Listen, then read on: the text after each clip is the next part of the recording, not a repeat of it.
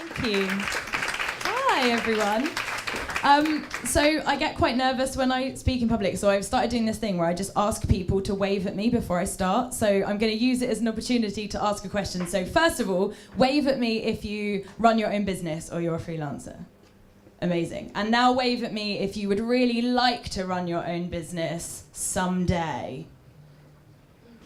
And then everyone else wave at me if you're not in either of those categories, so I can say hello to everyone. Amazing. There. Okay, so yeah, my name is Alice Reeves, and I run a social media and content marketing consultancy called The Joyful Web, which is 6 or 7 months old now. I started at the beginning of the year. And Panina's talk was just brilliant, and I sat there in the corner just nodding along with everything because it just fits in so perfectly with everything that I've been learning in the last sort of 7 months. So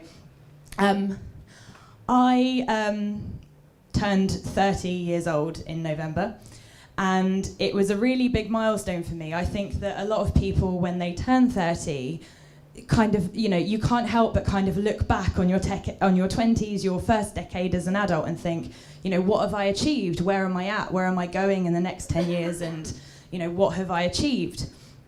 And I looked back, and I had always kind of had it in the back of my mind that one day I would run my own business. And I remember when I made this decision, I was working as a personal assistant to a guy that was a freelance writer. And I just totally loved his lifestyle. I loved how he spent his days.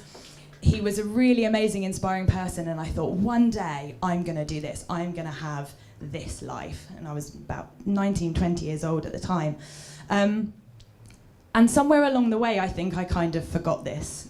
So I got my first job in marketing, and then I got a better job, and then I got a better job, and then I started working for an agency, and I had all this responsibility, and I got a promotion, and then I got headhunted, and before I knew it, I was 29 years old, and I was co-head of department at an international marketing agency, and I was on a very good salary. I had a lovely life. I was doing these great things like flying to Switzerland for business trips and flying to the USA for meetings, and it all sounded really glamorous. I lived in a really lovely house, had a nice car, had a relationship with a guy I was really in love with, and life was just all going really well. And yet these feelings of restlessness kind of 6 months before my 30th birthday started to bubble up. And I was reminded in conversation with my mum that when I was 20, I turned around to her and I'd said, "Mum, when I'm 30, I'm going to have my own business." And I didn't know what that meant, apart from that's what I wanted. And my mum was like, "Okay." And she reminded me of this, and she said, "Well, you did say that this is what you want." And I thought, oh my God, I did say that. And now it's 6 months before my 30th birthday, and I'm not ready. And exactly like Panina said, that fear committee was right there with all of its lawyers saying, "No, you don't know enough, you're not ready, you don't know what you want to do, there's still all this stuff you don't know." And so as being someone that had always kind of gone through life ticking boxes, doing things by the book, doing things by the processes, doing things by the rules, I thought, right, okay, so before I can go and be an entrepreneur, what I need to do is I need to read all of these books about being an entrepreneur, and all of these books about businesses, and courses. I need to go on courses, and I did lots of courses. And I'd reached a point as I got closer to the end of the year where my life kind of felt a little bit like an ice rink, and I was kind of going around the edges, and I'd got as far as having my skates on and getting to the ice, and I was looking at everyone out on the ice rink doing amazing tricks and spins and being all confident and having an amazing life, and I was there kind of still clinging to the side, kind of not quite ready, thinking, well, if I just study my technique enough and if I just watch them enough, one day I'm going to be ready. And then my 30th birthday happened, and I still hadn't quit my job, and I went to work, and I knew on that day something was going to happen. And I had a meeting that morning that didn't go so well, and I had a phone call that didn't go so well. And then my manager asked me if I was okay, and I said, "No, I quit." And she said, "What?" And I said, "No, I quit." And she went, oh, well, good for you. And that was it. And I quit my job, and it was kind of like an out-of-body experience. Like, part of my brain decided that's what we're going to do, and the other half hadn't quite caught up and was like, whoa, what did you just say? And the other half went, no, it's fine, we've got this, we're doing this. So I then spent the next month at work of people saying to me, so where are you going? Where's the new job? And I was like, I haven't got one. And they were like, what's your new business called? And I was like, I don't know. And they were like, well, who's your first client? And I was like, I haven't got any yet. And there was never any point in that month where I doubted that I had made the right decision. And so my notice period was fast approaching. And one of the biggest things I was really looking forward to was having more time to focus on my health and my well-being.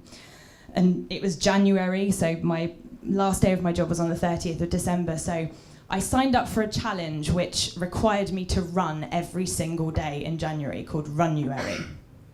And the only condition was that you got a t-shirt at the end of it, which was a big deal.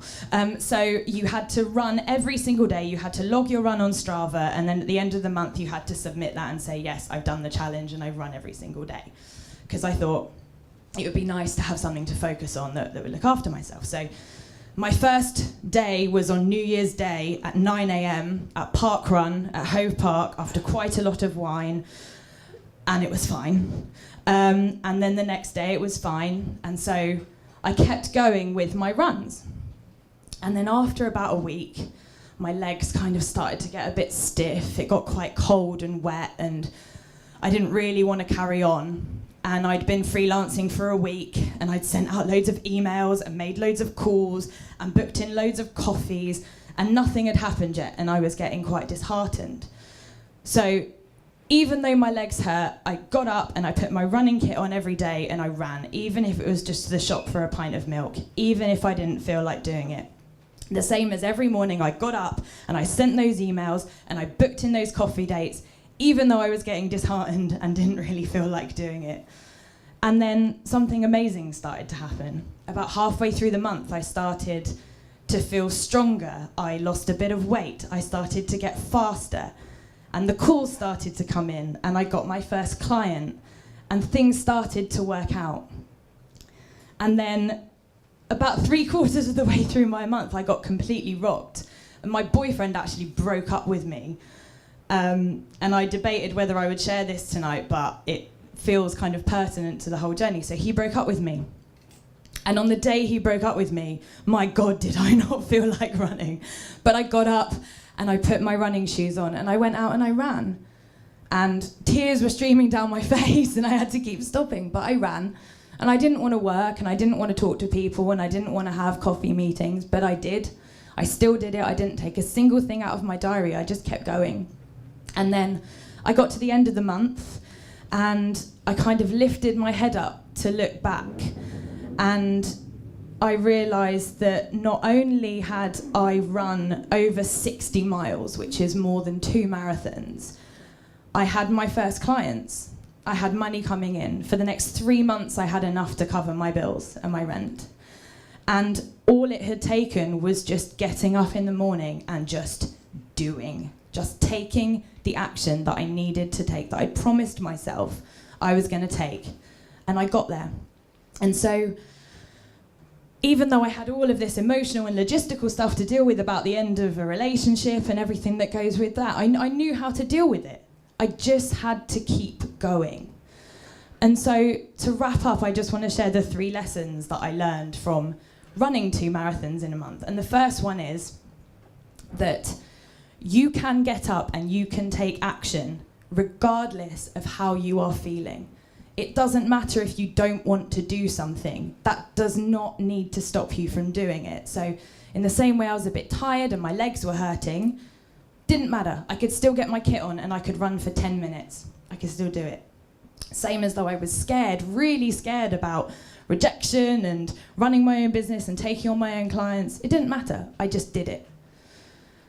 The second thing is, oh God, what was the second thing? The second thing that I learned was that a big fear of mine through doing this challenge was that people would judge me, because we had to log the runs on Strava and no matter how fast or slow we were going, and we had to take a picture. So I had a worry that people were going to judge me for having rubbish hair or not wearing any makeup or having foggy glasses from it being cold, and they didn't, because all anyone had for me was admiration and really, really were supportive and interested in the fact that I was doing this with my running. No one commented on how I looked or how fast I was. They were just like, wow, you're running every day. That's amazing. So the second thing I learned was, it doesn't matter how you go about it or what style you do it in or what you look like. The fact you're doing it is enough to inspire people. And then the final thing that I learned was, everyone goes at their own pace. And there are people out there in the world, and they can run a marathon in a day. They can run a marathon in like 3 hours, and they're amazing. And some people can run a marathon in 2 weeks by doing a little bit every day.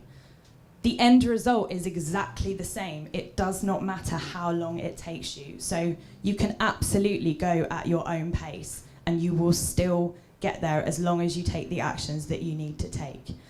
And so, since doing that challenge and in that month, I learned more than I learned in the 6 months of reading books and doing courses just by getting out there and doing. And ever since then, that is how I have been approaching all the aspects of my life. Thank you.